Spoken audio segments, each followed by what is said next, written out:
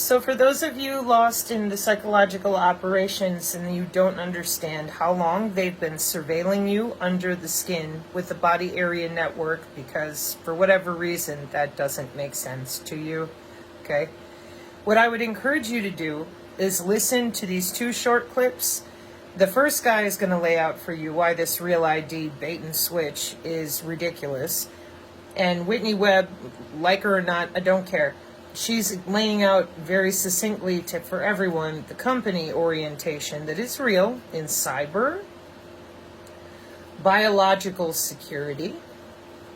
Here on the channel, we've shown numerous government documentation, contracts, all the different ways they watch, with something called the Trillion Sensors Network, which is connected to the Department of Commerce on your cyber-physical backbone. Now, those phrases may be completely unfamiliar to you, but to these industries, these companies, and these employees, that's exactly what they're logging into. And see, here's the problem. Your blockchain people lied to you, or themselves, or both. They're not free on Web3 in some rando dimension, playing with their Marvel comic books and their peer-to-peer. Why any of these professional people ever believed that they were free from the national security state and cyber security because their blocks were transparent. I don't know why they believed that. It's not true. It's never been true. There's something called infrastructure, hardware. The way the internet was built and still is running, and I don't mean legacy systems, okay? So, these sensor networks are the Trillion Sensor Network, wireless sensor networks, the Golden Dome, all these wireless sensor networks that are using hybrid mesh networks or 802.15.5 mesh networking. They talk to satellites, cell phone towers, human bodies as nodes on the network. What network? Now it's called the DODIN. Previously it was called the Global Information Grid. Previous to that, the Sentient World Simulation. So when you tell people that, oh, we need a real ID, but oh yeah, it's just a minor inconvenience, then we'll get a retinal scan, facial ID, but oh, that's all we're using. No, they've been under the skin with human bodies for cyber, biological, security, with DHS and biosurveillance. They don't share. National security doesn't come out there and tell you what they're doing, like the bombers and the spy planes. One day you'll find out.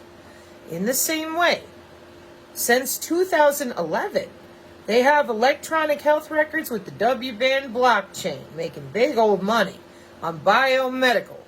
What's that?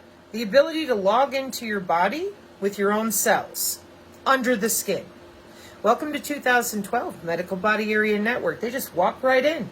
As a doctor or a nurse, they get black box technology, meaning that they get a piece of software on their phone and usually some sort of security device that allows the routing of where all the signal goes to be nice and quiet, only for national security, local security, whatever cyber security.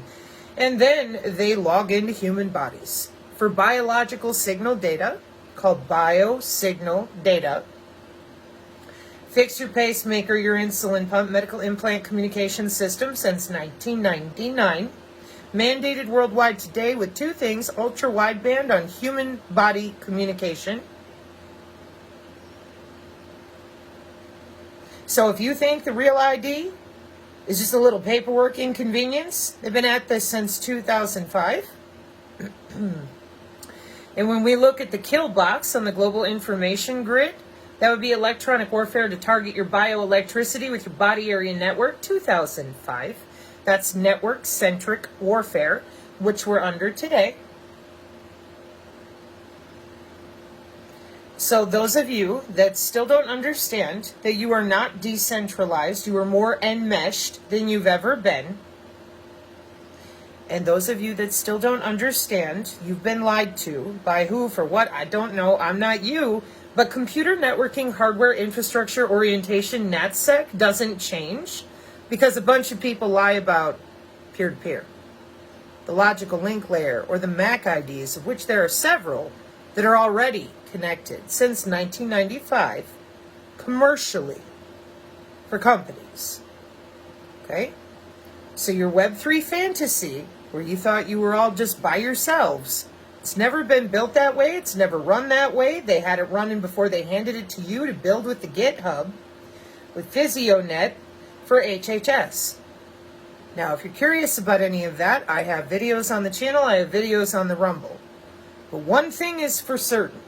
If I were in your shoes at any level, professionally, financially, I would get educated on that body area network, the different companies involved, because just like Whitney explained, with deregulation, that means that the government themselves, they didn't give you a way to go to your doctor or anybody and talk about anything. No, it's proprietary. That means a company runs it. You ain't suing them. Or their AI software that says you did something wrong. No grounds. Now, if, again, these people that have been BSing, as long as I've been 3 years now going, why are you lying about this stuff? It's super easy. Why wouldn't you just tell people? Because if people knew that you were already under their skin, they'd probably be pissed off about that. Like the targeted individual community that everybody said doesn't exist, right? Okay, well, we have a different issue with synthetic biology. Whitney mentions mRNA. That's not your biggest problem. If I were you, I'd be looking up human augmentation conferences on the Google or whatever.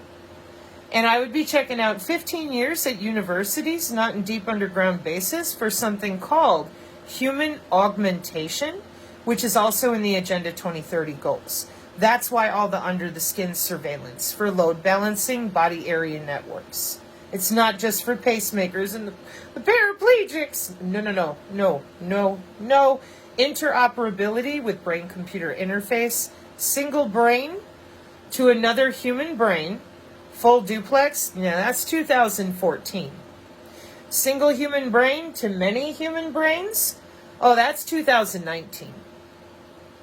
It's time to get caught up on what they're really doing with these body area networks, or your decision making will be flawed because they are not going backwards. They are going forwards with a requirement internationally called human augmentation. You can also find human augmentation at universities, like the University of Michigan, with their human augmentation projects, and many more.